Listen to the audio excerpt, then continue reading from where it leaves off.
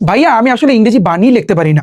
ইংরেজিতে একটা সেন্টেন্স দেখলে বা সিন যখন আমি পড়তে যাই তখন আসলে সেটার অর্থ আমি মিলাইতে পারি না। এসএসসি 27 এবং 28 ব্যাচের যত শিক্ষার্থী আছো যারা বর্তমানে ক্লাস 9 এবং ক্লাস 10 পড়তেছো, আজকে আমার কিন্তু এসএসসি 27-28 উপর ইংলিশ ফার্স্ট পেপারের ক্লাস ছিল। আজকে ওদেরকে আমি যা করাইছি এই যে দেখতে পারতেছো, মেহেরজান লিভস ইন ইসলাম। মেহেরজান একটা বস্তিতে বসবাস করে, এটা হচ্ছে ইউনিট নাম্বার 2 লেসন নাম্বার 1 এর কিন্তু সিন। এই একটা সিন আমি ওদেরকে পড়াইছি, আমি একটু দেখাই তোমাদেরকে দেখাই। তারপরে আজকে ওদেরকে পড়াইছি হিউম্যান ক্যান নেইদার চেঞ্জ, খুবই গুরুত্বপূর্ণ একটা সিন, এটা আমি কিন্তু ওদেরকে পড়াইছি। তারপরে আজকে আমি আরো একটা সিন ওদেরকে পড়াইছি, সেটা হচ্ছে কি এই যে দেখো, let's save our planets, everyone must play a part in protecting the environment. তিনটা সিন ওদেরকে আজকে আমি পড়াইছি এবং ওদের আমি একটা কথা বলছি যে ভাইয়া তুমি যখন সিন পড়তে যাবা তুমি আগে শব্দের অর্থ মুখস্থ করবা না, এটা ভাইয়া নিয়ম না।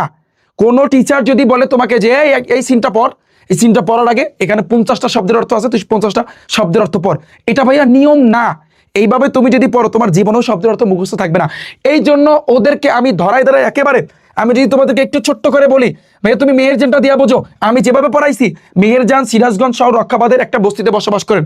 মেহেরজান লিভস, লিভস অর্থ কি বসবাস করা, বসবাস করেন। ইন ইসলাম, ইসলাম অর্থ কি বস্তি, একটা বস্তিতে। On the Sirajganj town, town অর্থ কিন্তু শহর, সিরাজগঞ্জ শহরের। প্রোটেকশন অর্থ কি রক্ষা, আর ইনব্যাকমেন্ট মানে কি বাদ, রক্ষাবাদ, রক্ষাবাদের। তো সিরাজগঞ্জ শহরের রক্ষাবাদের একটা বস্তিতে বসবাস করেন।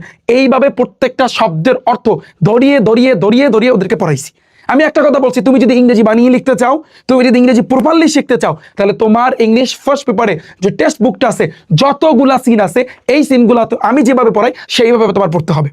সো এসএসসি 27 এবং 28 ব্যাচের বাংলাদেশের যত শিক্ষার্থী আছো, আমি তোমাদেরকে বলতেছি, যারা মাদ্রাসা শিক্ষার্থী, যারা স্কুলের শিক্ষার্থী, আমি তোমাদেরকে আমি বলবো যে ভাইয়া ইংরেজি শেখার নিয়ম কি তুমি এটা কিন্তু জানো না।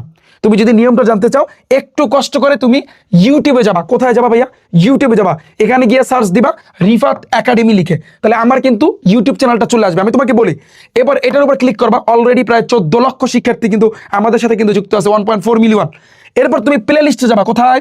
প্লে লিস্টে ভাইয়া। প্লে লিস্টে ক্লিক করলে দেখো এসএসসি 27-28 লেখা আছে, খেয়াল করছো? এটার উপর একটা ক্লিক করবা। এটার উপর যখনই তুমি ক্লিক করবা ভাইয়া, তারপর তুমি এই জায়গাতে খেয়াল করো, এইখানে তুমি দেখতে পারতেছো মেহেরজান, মেহেরজানের উপরে কিন্তু একটা সিন আছে। এই এই ক্লাসটা তুমি একটু দেখো, এই ক্লাসটা তুমি দেখো, আর কিচ্ছু লাগবে না।